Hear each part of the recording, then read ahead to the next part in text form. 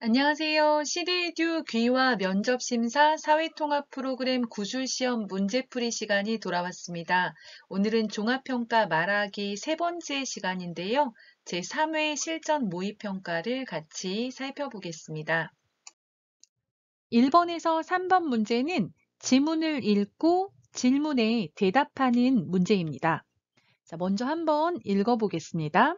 한국은 1950년대에 6.25 전쟁을 겪으면서 산업시설 대부분이 파괴되고 국토 전체가 폐허가 되었으며 세계에서 가장 가난한 나라 중 하나가 되었다. 하지만 1953년 67달러였던 한국의 1인당 국민소득은 2019년에는 3만 달러를 넘어섰으며 무역 규모가 세계 9위를 차지할 정도로 발전한 나라가 되었다. 또한 88 서울올림픽과 2002년 월드컵을 개최하며 세계에 이름을 알렸다. 그러나 한국에도 어려움은 있었다. 1997년 한국의 외환 위기, 2008년 세계적인 금융 위기 때 한국도 어려움을 겪기도 했지만 이를 극복하였다.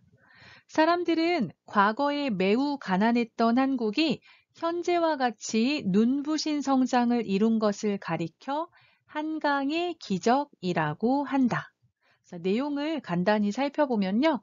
한국은 1950년대 하면요. 1950년부터 1959년까지 이렇게 10년 정도의 기간을 말해요.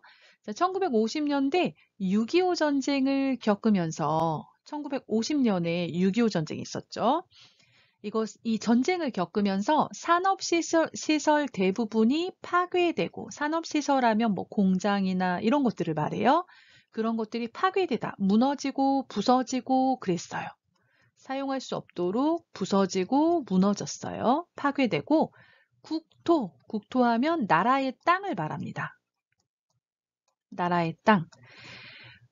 대한민국 나라의 땅 전체 전부가 폐허가 되었으며, 폐허하면 부서져서 무너져서 사용할 수 없게 되는 상태를 말합니다.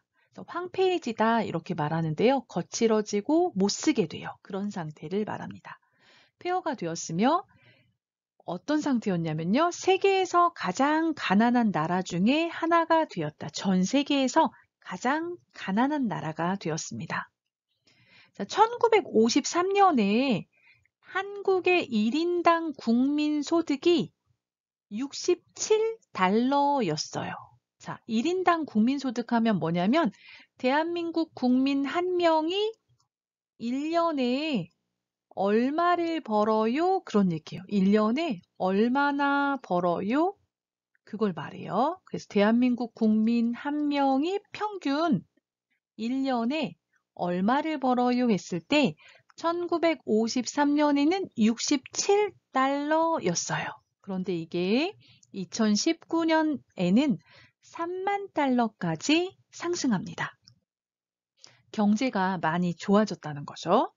그리고 무역 규모가 세계 9위를 차지할 정도로 발전한 나라가 되었다. 무역 규모는 외국에 수출을 하고 또 외국에서 수입을 해요. 그래서 수출과 수입을 합쳐서 말합니다. 수출, 그리고 수입. 외국에 물건을 팔아요. 또 외국에서 물건을 사와요. 수출, 수입을 합쳐서 무역 규모라고 하는데요. 세계에서 9번째로 많이 수출과 수입을 하는 나라다. 이런 얘기죠. 자, 또한 세계적인 스포츠 경기가 한국에서 열렸습니다. 그래서 1988년에 서울 올림픽이 열렸고요. 2002년에 월드컵 경기가 있었어요. 이렇게 두 개의 큰 스포츠 경기를 한국에서 개최하면서 이때 외국에서 코리아, 한국이란 나라가 있구나 이걸 알게 되었다고 해요. 그래서 세계에 이름을 알렸습니다. 자, 그러나 하면 이제 앞에는 좋은 일이 나왔는데요. 뒤에는 좀 어려움이 나오겠죠. 자, 한국에도 어려움은 있었습니다. 어려운 일이 있었어요. 어떤 일? 1997년에 한국의 외환 위기. 한국이 외국에서 돈을 빌렸는데 그 돈을 갚지를 못했어요. 그래서 IMF라는 기구에서 돈을 빌려서 그 돈을 다시 갚았거든요. 그래서 그런 경제적으로 어려웠던 시기가 있었습니다. 그리고 2008년 세계적인 금융위기 때 2008년에는 전 세계적으로 위기가 있었어요. 그때 한국도 어려웠어요. 이때 한국도 어려움을 겪기도 했지만 겪다 하면 경험하다 그런 얘기예요. 겪기도 했지만 이를 극복하였습니다. 극복하다는 이겨내다 그런 얘기죠. 어려움을 이겨내다, 넘어가다 그런 얘기예요. 자, 사람들은 과거에 매우 가난했던 한국이 지금 현재와 같이 눈부신 성장, 많이 발전했어요. 눈부시다는 반짝반짝 빛나고 아름답다 그런 의미도 있고요. 뛰어나다, 뭐 훌륭하다 이런 의미도 있습니다. 그래서 뛰어난 성장을 이룬 것을 가리켜서 사람들이 한강의 기적이다 이렇게 말합니다. 그래서 이런 내용이 나왔는데요. 여러분이 시험장에 들어가셔서 감독관에게 인사하고 그 외국인 등록증과 구술 채점표를 드린 다음에 자리에 앉아서 책상 위에 이 종이가 붙어 있어요. 그래서 그 종이에 나오는 내용을 눈으로 빠르게 읽으면서 어떤 내용인지 이해를 하시면 되겠습니다. 자, 그러면 이런 지문을 주고 이제 감독관이 질문을 해요. 1번에 1번. 1950년대 한국은 어떤 나라였나요? 자, 1950년대. 1950년대 한국이 어떤 나라였어요? 물어봤어요. 자, 그럼 찾아야 되겠죠? 눈으로 보시면서 눈으로 보고 대답하셔도 돼요. 자, 보시면 여기 1950년대에 한국은 어땠어요? 6.25 전쟁을 겪으면서 산업시설 대부분이 파괴되고 국토 전체가 폐허가 되었으며 세계에서 가장 가난한 나라 중에 하나가 되었다. 이렇게 나왔죠. 그래서 이 내용을 말씀하시면 되겠습니다. 1950년대 한국은 6.25 전쟁을 겪으면서 산업시설이 거의 파괴되고 국토 전체가 폐허가 되었으며 세계에서 가장 가난한 나라 중에 하나였습니다. 자, 계속 읽으면 안 돼요. 그 부분만 읽으시면 돼요. 질문에 대한 답만 보고 말하면 됩니다. 자, 이번에는 옆에 앉은 다른 학생에게 감독관이 질문을 해요. 자, 현재 한국은 어떤 나라가 되었나요? 해서 아까는 과거의 한국을 질문했는데 이번에는 현재 한국을 질문했습니다. 그럼 그 내용을 찾아서 말씀하시면 돼요. 자, 하지만 뒤에 보시면 되겠죠. 하지만 뒤에 보면 1953년 67달러였던 한국의 1인당 국민소득은 2019년에는 어떻게 됐어요? 3만 달러를 넘어섰으며 자, 수입과 수출, 무역 규모가 세계 9위를 차지할 정도로 발전한 나라가 되었다. 또한 이렇게 발전을 했기 때문에 국제적인 스포츠 경기를 한국에서 개최를 했죠. 그래서 88 서울 올림픽과 2002년 월드컵을 개최하며 세계의 이름을 알렸다. 이 부분을 이야기하면 되겠습니다. 그래서 이렇게 하면 되겠죠. 1953년 67달러였던 한국의 1인당 국민소득은 2019년에 3만 달러를 넘어섰으며 무역 규모가 세계에서 9위를 차지할 정도로 발전한 나라가 되었습니다. 또한 88 서울 올림픽과 2002 월드컵을 개최하며 세계의 이름을 알렸습니다. 자, 그대로 읽지 마시고 대답을 하는 거니까 씁니다. 또는 뭐 아요, 어요로 대답하면 되겠습니다. 자, 이제 2번 문제 들어갑니다. 자, 이번에 1번. 한국에는 어떤 경제적인 어려움이 있었나요? 자, 어떤 경제적인 어려움, 어렵다 명사 만들면 어려움이 돼요. 어려움이 있었나요? 자, 여기 보시면 그러나 한국에도 어려움은 있었다 하면서 나와요. 1997년 한국의 외환 위기, 2008년 세계적인 금융위기 때 한국도 어려움을 겪기도 했지만 이를 극복하였다. 이렇게 나오고 있어요. 이 부분을 말하면 되겠죠? 자, 1997년에 외환 위기를 겪었고 2008년 세계적인 금융위기 때는 한국도 어려움을 겪었지만 이를 극복하였습니다. 이겨냈습니다. 이렇게 말하면 되겠습니다. 자, 이번에 2번 이제 다른 학생에게 질문해요. 한강의 기적은 무엇인가요? 자, 이 부분을 찾아서 말하면 돼요. 자, 사람들은 과거에 매우 가난했던 한국이 현재와 같이 눈부신 뛰어난 성장을 이룬 것을 가리켜 한강의 기적이라고 한다 말했으니까 요걸 말하면 되겠죠. 그래서 과거에 매우 가난했던 한국이 현재와 같이 눈부신 성장을 이룬 것을 한강의 기적이라고 합니다. 말합니다. 이렇게 하면 되겠습니다. 자, 3번은 보통 이제 여러분의 생각을 말해보세요 하거든요. 또는 여러분의 고향과 비교해보세요. 이런 문제들이 나와요.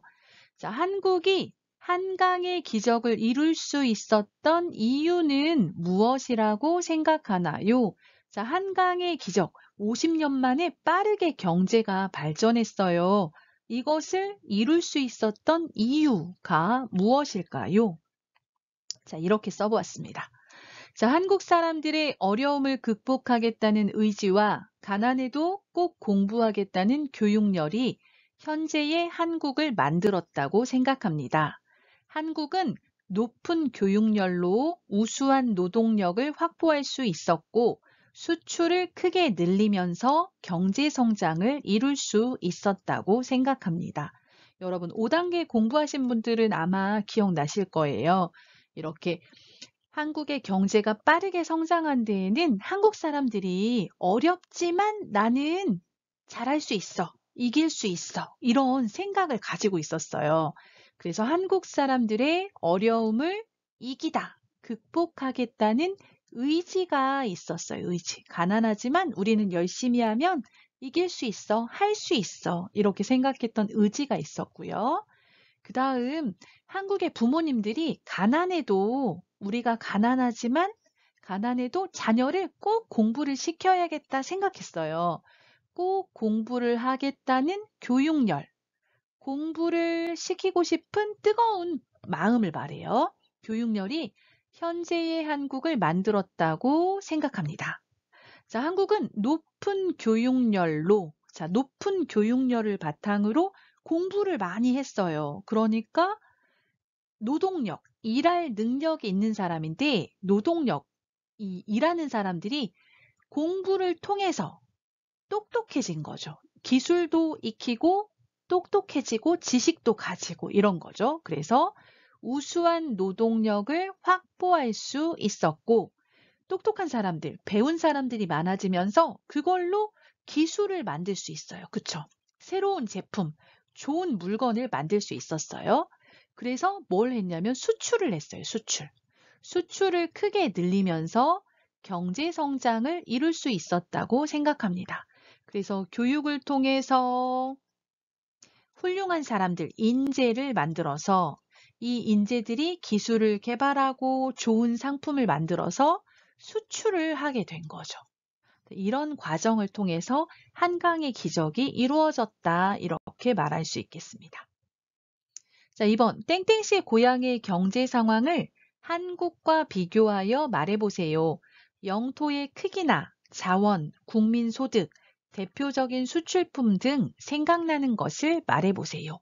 자, 여러분 고향의 경제 상황은 어떻습니까? 한국과 비교해 보세요. 영토 하면 나라의 땅을 말해요. 땅의 크기, 땅이 한국보다 큰지 작은지.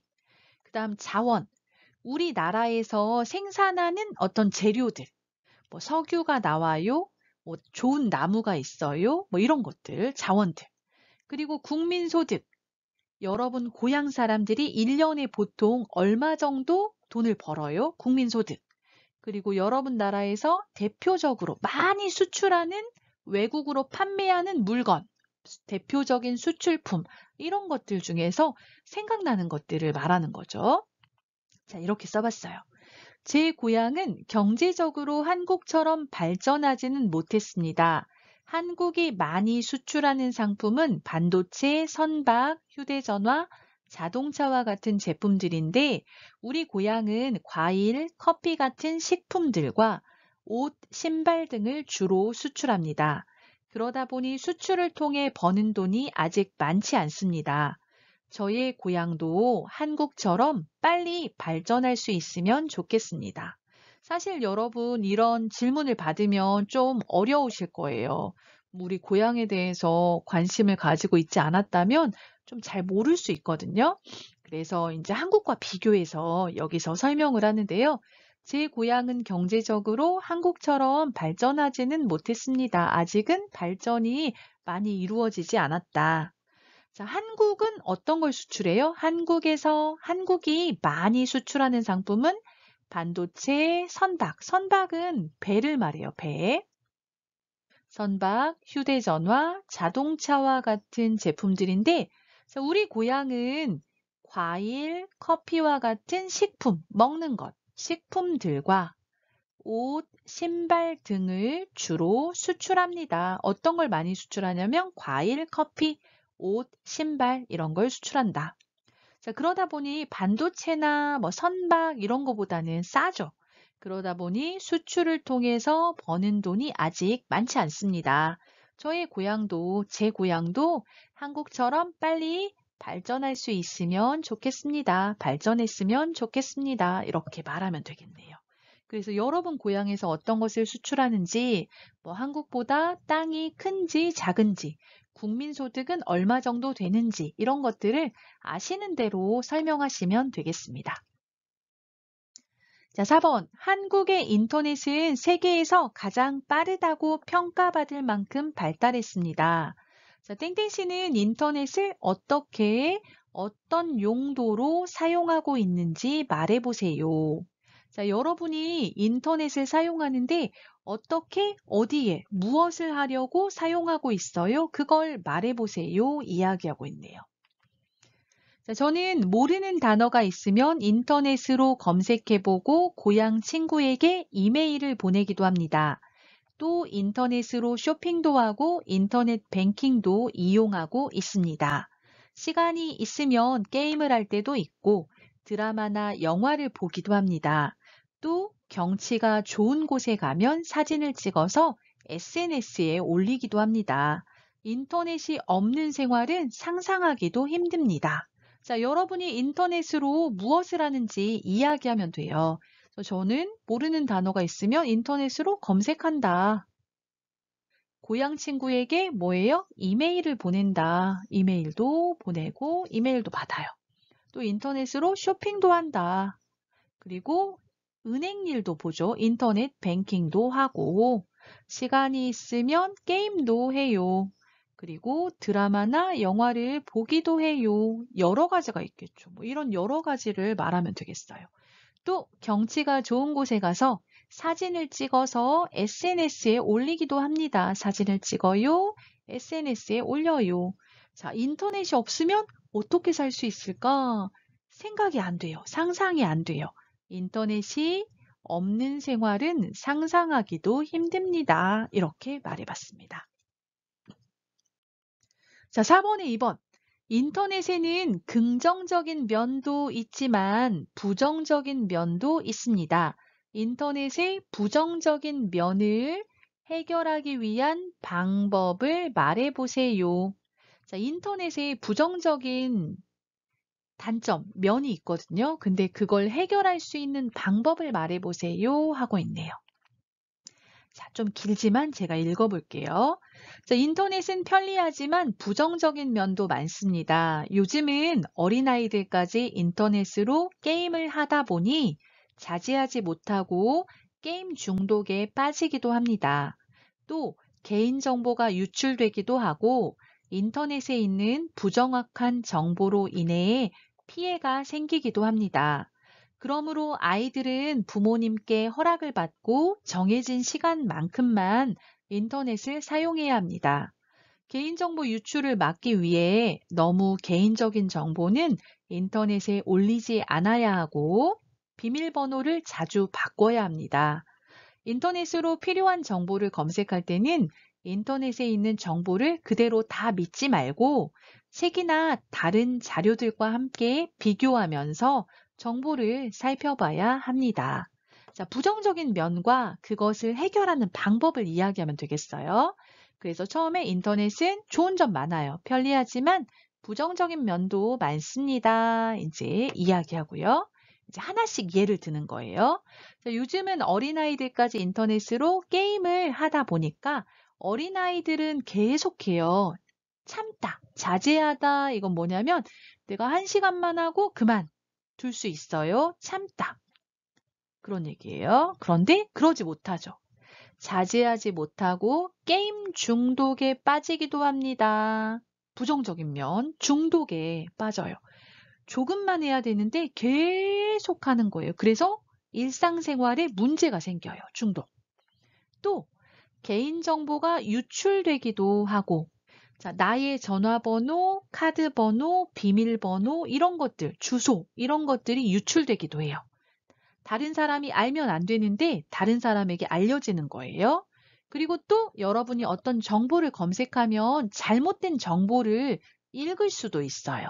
그래서 인터넷에 있는 부정확한 정보로 인해 피해가 생기기도 합니다. 부정확하다는 맞지 않다, 정확하지 않다, 틀리다 그런 얘기예요. 정확하지 않다, 부하면 아니다 그런 의미라서 정확하지 않은 정보로 인해서 피해를 받을 수도 있는 거죠.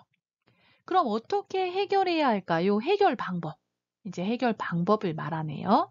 자, 그러므로 아이들은 부모님께 허락을 받고 게임 중독이 되지 않도록 정해진 시간만큼만 인터넷을 사용해야 합니다. 뭐 주말에만 하거나 아니면 숙제를 다 하고 뭐 오후에 2시간씩만 하거나 뭐 이렇게 약속을 해야 되겠죠. 그리고 개인정보 유출 문제가 있었어요. 개인정보 유출을 막기 위해 너무 개인적인 정보는 인터넷에 올리지 않아야 하고 또 나는 개인정보를 올리지 않았지만 가끔 나의 아이디, 비밀번호, 주소 뭐 이런 것들이 알려지는 경우가 있어요. 그런 걸 막기 위해서 뭘 해야 되냐면 비밀번호를 자주 바꿔야 돼요. 비밀번호를 자주 바꿔야 합니다. 자, 인터넷으로 필요한 정보를 검색할 때 아까 부정확한 정보가 있다 그랬죠? 자, 인터넷에 있는 정보를 그대로 다 믿지 말고 책이나 다른 자료들과 함께 비교하면서 정보가 맞는지 틀리는지 살펴봐야 합니다. 이렇게 말했습니다. 그래서 어떤 부정적인 면이 있는지 이야기하고 그것을 해결할 수 있는 방법을 설명하면 되겠습니다. 자, 5번. 한국은 사계절이 있는 나라입니다. 그래서 한국의 전통 가옥인 한옥은 사계절의 특징을 잘 담고 있습니다. 1번. 더운 여름과 추운 겨울을 대비하기 위해 한옥에 설치한 장치에 대해서 이야기해 보세요. 자, 한국은 계절이 4개가 있어요. 봄, 여름, 가을, 겨울, 사계절이 있죠. 그래서 따뜻했다가 더웠다가 시원했다가 추웠다가 날씨가 계속 바뀌어요. 그래서 한국의 전통 가옥, 한옥에는 여름과 겨울을 준비하기 위해서 설치한 장치들이 있습니다. 그것이 무엇인지 이야기하면 되겠죠. 자, 한국은 더운 여름과 추운 겨울이 있기 때문에 이를 대비하여 한옥에 대청마루와 온도를 설치했습니다. 대청마루는 큰 마루라는 뜻으로 방과 방 사이에 대청마루를 두어 더운 여름을 시원하게 보낼 수 있었습니다. 또한 추운 겨울을 따뜻하게 보내기 위해서 방에 온돌을 설치했습니다. 온돌은 아궁이에 불을 떼면 열기가 방바닥을 따뜻하게 데워주고 연기는 굴뚝으로 빠져나가는 과학적인 구조로 이루어져 있습니다. 자, 봄과 가을은 따뜻하고 시원해서 날씨가 괜찮아요. 그런데 여름은 너무 더워요. 그리고 겨울은 너무 추워요. 그래서 더운 여름과 추운 겨울이 있기 때문에 이것을 준비하기 위해서 한옥에 대청마루와 온도를 설치했습니다. 자, 더운 여름을 시원하게 보내려고 대청마루를 만들었고요. 추운 겨울을 따뜻하게 보내기 위해서 온돌을 설치했습니다. 자, 그리고 대청마루와 온돌이 무엇인지 설명하면 되겠죠. 자, 대청마루는 의미가 뭐냐면요. 큰 마루라는 뜻이에요. 큰 마루라는 뜻으로 방과 방 사이에 한옥에 방이 있고 또 반대쪽에 방이 있어요. 이 방과 방 사이에 나무를 깔았어요. 나무판을 깔아서 시원하게 만들었어요. 방과 방 사이에 대청마루를 두어서 더운 여름을 시원하게 보낼 수 있었습니다. 집이면 이렇게 시원하게 보낼 수 있었던 거죠. 자, 반대로 또한 추운 겨울을 따뜻하게 보내기 위해서 뭘 했어요? 방에 온돌을 설치했습니다. 그래서 온돌은 아궁이에서 불을 떼면 아궁이에 나무를 넣고 불을 피워요. 그러면 나무가 타면서 그 뜨거운 공기, 그걸 열기라고 합니다. 뜨거운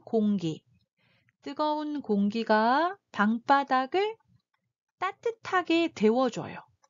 열기가 방바닥을 따뜻하게 데워주고 그 길을 따라서 해서 연기는 굴뚝으로 빠져나가요. 연기는 굴뚝으로 빠져나가는 과학적인 구조로 이루어져 있습니다. 그래서 더운 여름을 위해서 대청마루를 만들었고 추운 겨울을 위해서 온돌을 만들었습니다. 이야기하면 되겠습니다.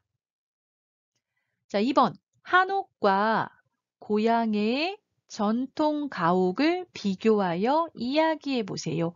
자, 여러분 나라의 전통 집, 가옥하면 집을 말해요. 여러분 나라의 전통 집과 한옥을 비교해서 이야기해 보세요 말했네요. 뭐 비슷한 점을 말해도 되고 다른 점, 차이점을 말해도 좋습니다. 자, 제 고향에는 더운 여름만 있습니다. 그래서 사람들은 물가에 집을 짓고 삽니다. 물에 긴 말뚝을 박고 그 위에 집을 짓습니다. 보통 나무와 나뭇잎을 이용해 집을 짓는데 이렇게 하면 바람이 잘 통해서 시원하고 습하지 않습니다. 그리고 해충도 들어오지 않아서 좋습니다. 집이 물 근처에 있어서 물고기를 잡으러 가는 것도 편리합니다. 한옥에는 추운 겨울을 견디기 위해 온돌을 설치했지만 제 고향에는 겨울이 없어서 난방장치가 없습니다. 자, 이 사람의 고향은 여름만 있어요. 제 고향에는 더운 여름만 있습니다.